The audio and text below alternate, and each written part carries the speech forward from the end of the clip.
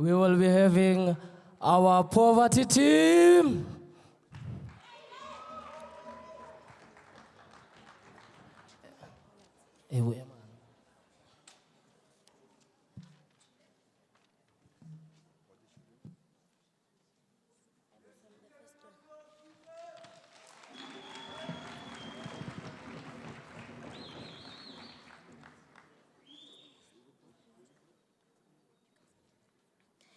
Information is what builds a wise nation.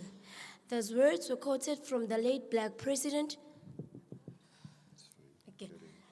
Information is what builds a wise nation. Those words were quoted from the late Black former President, Mr. Nelson Rolihlahla Mandela. With those words, allow me to extend my greetings to the House at capacity. My name is Lebukhang, surname is Kanyane. I'm from Mpumalanga, the place of the rising sun. Okay. As the youth, we decided to sit down and state out our different challenges that we face in our regions. And one of them was unemployment. And unemployment, we categorize them into two sections. We have lack of income. Everybody knows the feeling of not having enough money to meet your daily requirements or other needs. And we've got lack of skills. Our youth are struggling to be equipped with the skills. For an example, we have industries, yet we are still in the dark because we were not injected with the correct medication of proper training. I thank you.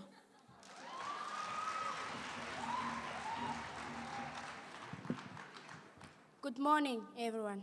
My name is Ritabile Masole, and I will be talking about poverty. The subheadings of poverty are absence of resources.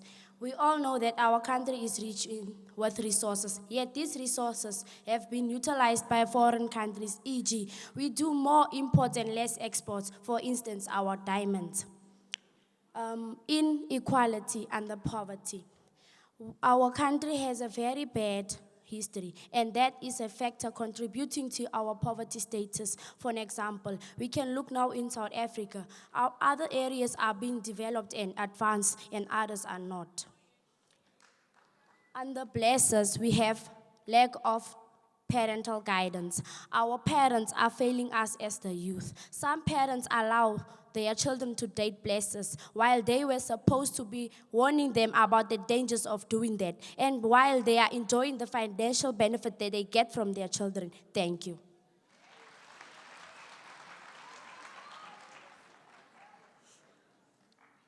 Just talk naturally. You all right?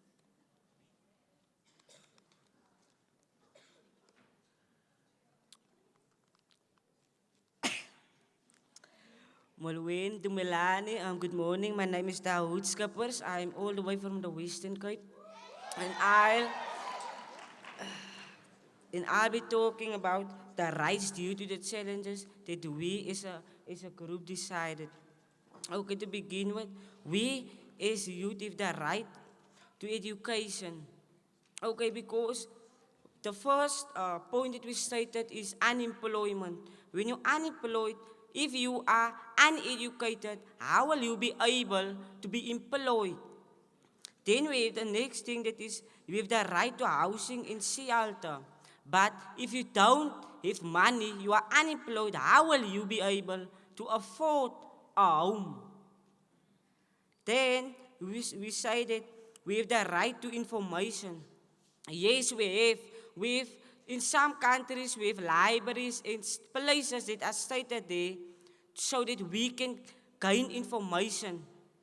But some of the people are very shy to go to that places to find information. That's why some of them are unemployed. And then we have the right to freedom of express. If you feel that you does not go with that person, next person, you guys are in conflict, then you have the right to express yourself if you doesn't feel the same way as he's feeling. Then you have the right to dignity and respect. Yes, you are unemployed, but although you are unemployed, you also have the right to be respected, the same as that person that is employed. Thank you.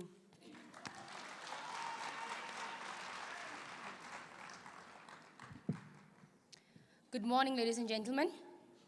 I'm Nokolo, and I am from a province where diamonds are born and not mined, where all tribes are welcome and no race is excluded. Thank you. So I will be continuing from what Dawood said about our rights. So we have the right to food and nutrition, which basically means we have the right to get daily food every day or get our food daily.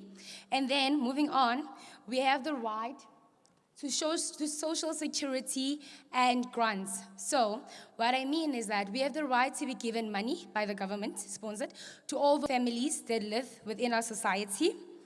And this money is going to help in sustaining life for the poor families. And then we have the right to enough housing, adequate standard of living, so to accommodate family. So enough room for everybody to have shelter and grant money to sustain life for these families. And then, every young person has the right to be protected from any harmful practices, whether it's cultural or religious. We have the right to be protected. But before I step down, I'd like to tell you this. Put aside the rights and stop hiding behind them. Because at the end of the day, we all have our own destiny, and it's up to us how we want to shape it.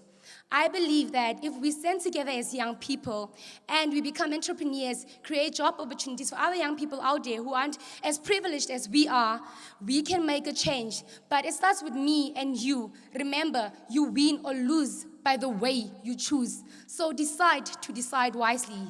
Thank you.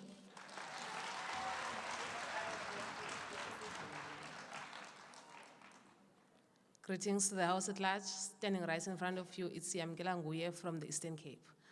I'll be talking under the subtopic actions. What do we mean by actions? We're talking about the actions that the youth can take to overcome these challenges which were stated before. The first one says that the young people need to start their own businesses and employ others. Yes, I know that starting a business needs funds, but then there are those businesses that don't require lots of funds. For an example, to start a car wash, you don't need a sponsor. You can start your own car wash, and if it is improving and you have customers, you can take another young person with you and employ.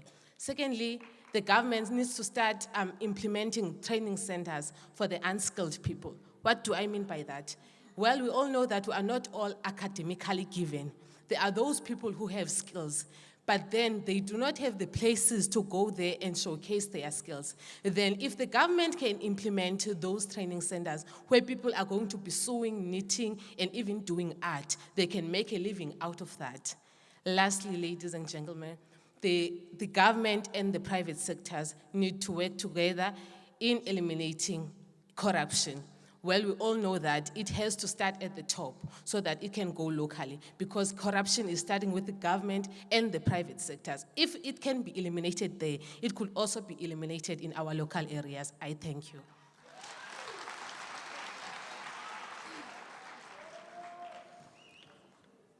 Morning, ladies and gentlemen. My name is Mthandazo Lamani. I'm from Port Elizabeth, where leaders are born.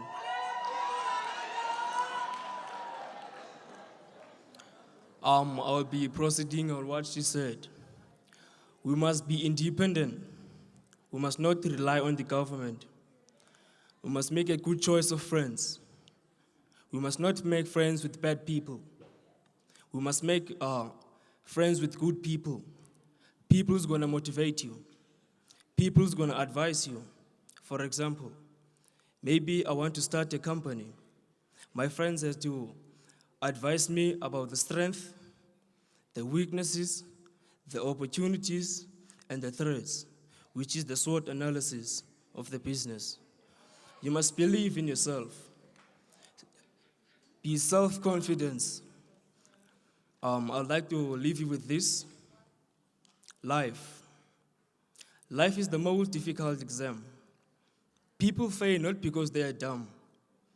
They fail because they try to copy others, not knowing everyone has a different question paper. Thank you.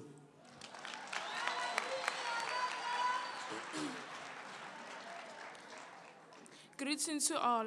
My name is Fikile Bembe, all the way from Gauteng. A value of life is a value of a relationship. I'll be talking about child and care workers support. Education. As youth, we need education. We need our mothers and sisters to help us through our education and support. Youth, we need support from our care workers, brothers and sisters to motivate us and to give us knowledge. School programs, not all of us, we are good on school books, but others, they are good on their skills. Okay. We also need support to support people that are good and skills. Because not all of us we can read, but some of us we can do better. Well, some words are difficult for us, such as reading, talking, and writing. I would like to advise you, young youth, to read hard and I would like to advise you, young youth, to read books such as novels, magazines, and newspapers to help you with skills and knowledge. Education is the most powerful key into our life. As youth, we can run, but with your support, we can run forward. Thank you.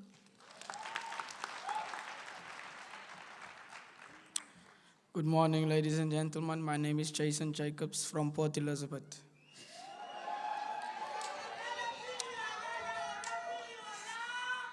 I'm going to talk about the child and youth care worker support, emotional support. The child and youth care workers always need to support the children because the children, sometimes they are emotional. And when, as youth, when we are emotional, we do stuff that we think is right, but it's not right. Secondly, spiritual. The child and youth care workers need to believe and respect our stuff that we believe in. And for example, say now I ALCA worker or a youth member, I want to go visit my father at his grave.